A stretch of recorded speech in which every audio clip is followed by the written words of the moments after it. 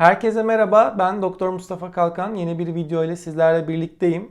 Hatırlarsanız YouTube kanalımdaki ilk videolardan bir tanesi magnezyum hakkında her şey videosuydu.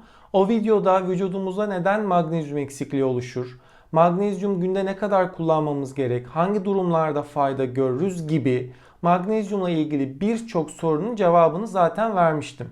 Hala o videomu izlememiş olanlar varsa ve yolu ilk defa bu videoda kanalımla kesişen insanlar varsa videonun sağ üst köşesinde çıkan linkten öncelikle o videoyu izleyebilir. Sonrasında bu videoyu izlerseniz sizler için daha faydalı olacaktır. Bugünkü videoda ise özellikle sadece magnezyum formlarından bahsetmek istiyorum. Birçok magnezyum vektörü bulunmakta. Bu vektörler neden var? Neden sadece bir tane magnezyum yok? Malat gibi, sitrat gibi, glisinat gibi, oksit gibi neden bazı başka vektörlere ihtiyaç duymaktayız? Ve hangi durumlarda hangi vektörlerden biz daha çok fayda görüyoruz? Bugün özellikle buna değinmek istiyorum. Bugün aynı zamanda yeni bir formatla sizlerle birlikteyim. Size yazarak anlatmak istiyorum. Gelin magnezyum vektörleri nedir? Bunlar hangi durumlarda bize fayda sağlar? Buna hep birlikte göz atalım.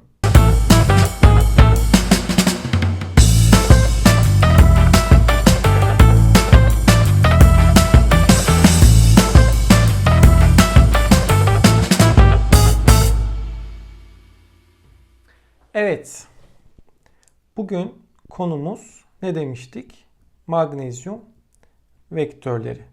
Öncelikle neden biz normal sadece magnezyum kullanmak varken birçok farklı forma ihtiyaç duyuyoruz? Çünkü burada temel problem magnezyumun yüklü bir molekül olması. Şurayı bağırsak olarak düşünürsek yüklü moleküller bağırsaktan hücre içine doğru ve vücudumuza doğru daha az oranda geçebilirler.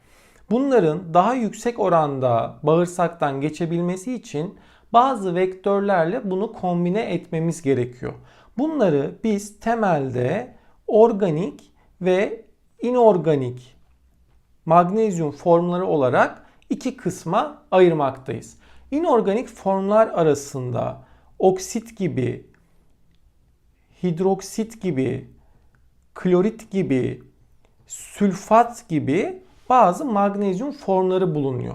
Bunlar o kadar az emiliyor ki hatta bunlar ülkemizde ilaç kategorisinde ve reçeteli ilaç olarak da bulunabiliyor. Devletin ödediği magnezyum formları arasında genelde bunlar bulunuyor. Bunlar evet bir miktar bazıları emilebilir, az da olsa kaslar üzerinde belki fayda sağlayabilir. Ama bizim amacımız işte beyinde fayda görmekse, kemiklerde fayda görmekse, hücre içerisinde fayda görmekse bu formlar maalesef yetersiz kalmakta. Hatta bunlar o kadar az emiliyor ki örneğin biz şu gördüğünüz magnezyum oksiti nerede reçete ediyoruz? Kabızlıkta örneğin reçete ediyoruz. Çünkü magnezyum oksit emilemediği için bağırsağın içerisine su çeker ve kişide laksatif olarak yani suni bir ishal yaratır. O nedenle biz bunu kabızlıkta örneğin reçete ediyoruz. Şimdi kabızlıkta reçete ettiğimiz ve emilemediği için bağırsağın içine su çekerek ishal yapan bir vektörü kullanarak işte benim beyinde hücre içerisinde fayda görmeyi beklemem çok zor. Burada işte biz organik formlardan daha çok fayda görüyoruz. Bunlar arasında glisinat, sitrat gibi, malat gibi, L-trionat gibi ülkemizde de olan formlar bulunmakta. Aslında yurt dışında baktığınızda daha birçok magnezyum formuyla biz karşılaşabiliyoruz. Bunlar arasında glukonat, pidolat, aspartat gibi yurt dışında olan, ülkemizde olmayan bazı formlar da var. Burada önemli olan amaca göre iyi emilen bir form ve yardımcı bileşenleriyle birlikte, yani amacımız örneğin enerji ise enerji veren diğer kombinasyonlarıyla, amacımız sakinleşmekse sakinleşmeyi sağlayan diğer kombinasyonlarıyla akılcı ve bilimsel temelde hazırlanmış bir magnezyum vektörü kullanmak. Şimdi biz şurayı şöyle silersek bunlar arasında neyi biliyoruz? Hangisi daha çok emilir? Öncelikle bir amino asitli kombinasyonlar. Amino asitli olanlar, biz bunlara şelat diyoruz. Her zaman minerallerde daha iyi emilir. Örneğin nedir bu? İşte şu gördüğünüz glisinat. Glisin bir amino asittir ve bağlandığı bütün minerallerin iyi emilmesini sağlar. 2. Organik olanlar inorganik olanlara göre daha iyi emilir.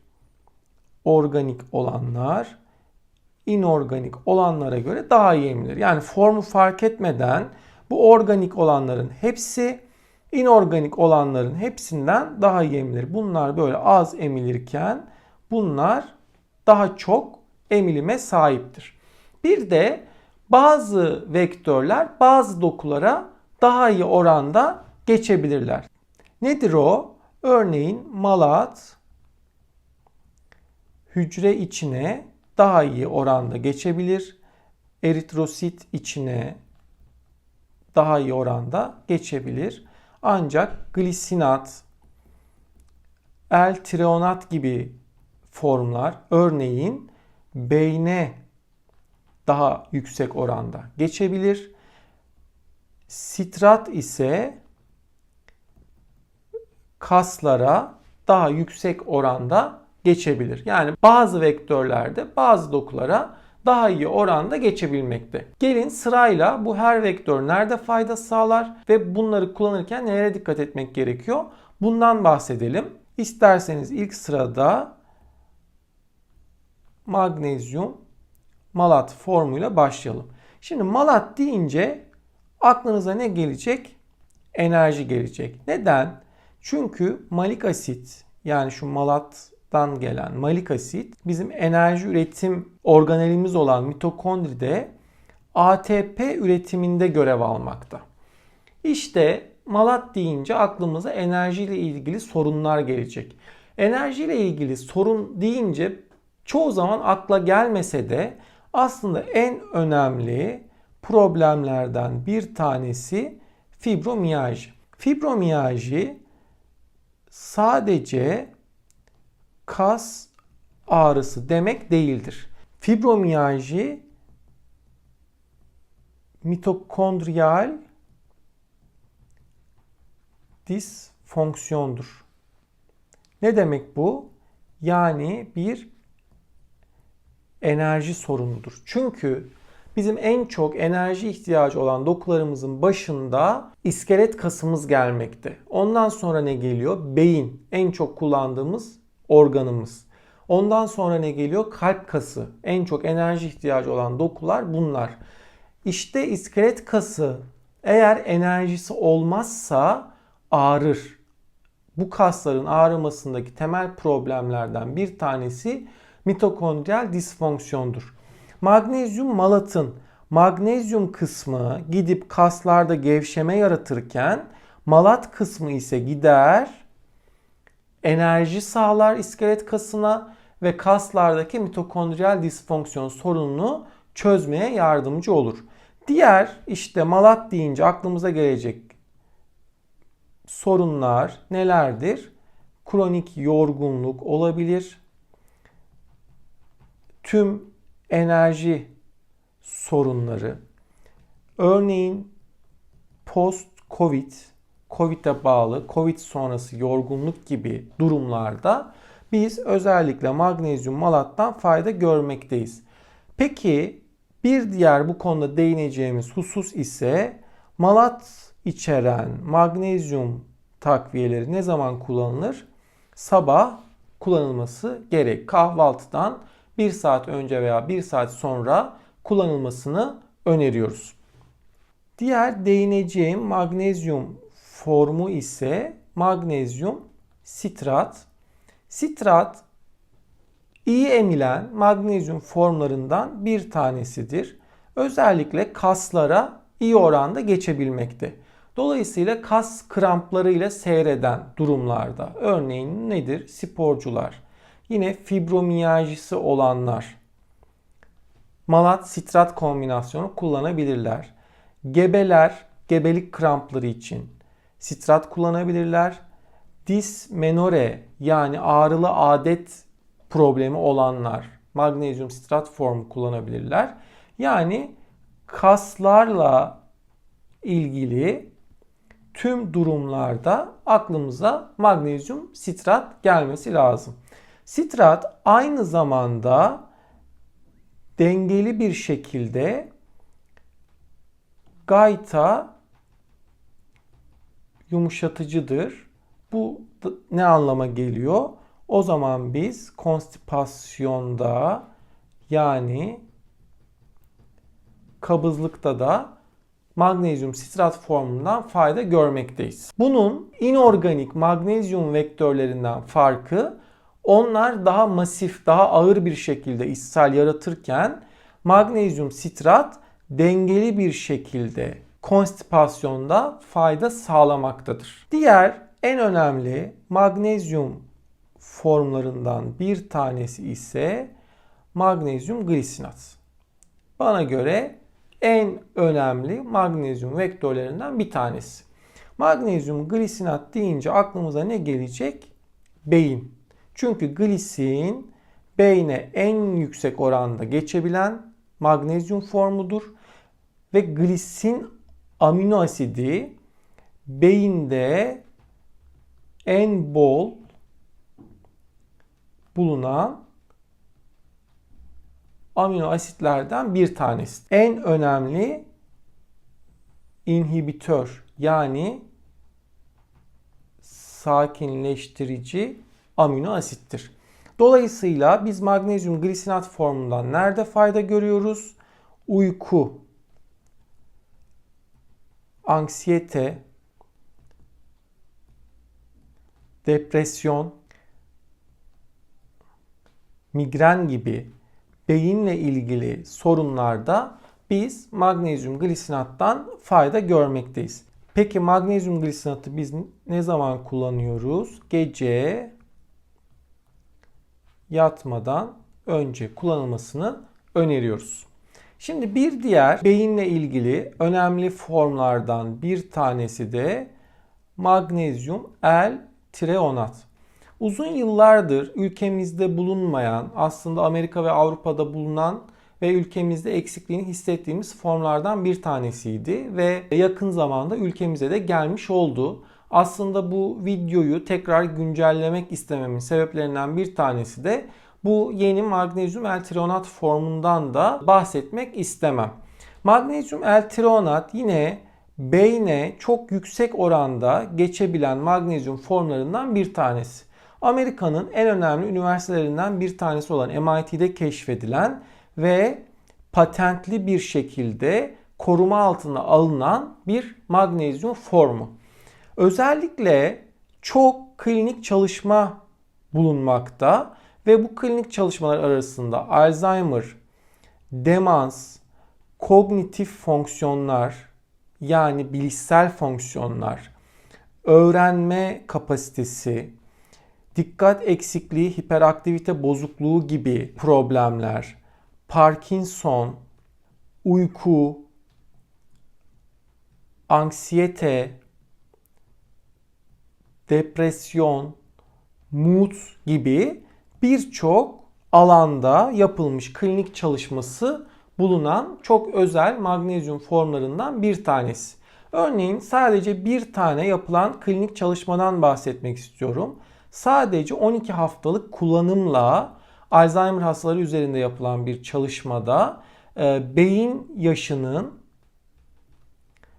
9 yaş gençleştiği gösterilmiş. Yani bu çok önemli çalışmalardan bir tanesi.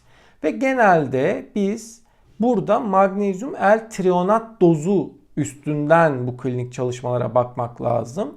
70 kilogram altının 1500 miligram, 70 kilogram üzerinin 2000 miligram magnezyum L-treonat kullanması gerekiyor. Bu klinik çalışmalardaki elde edilen faydanın ortaya çıkabilmesi için.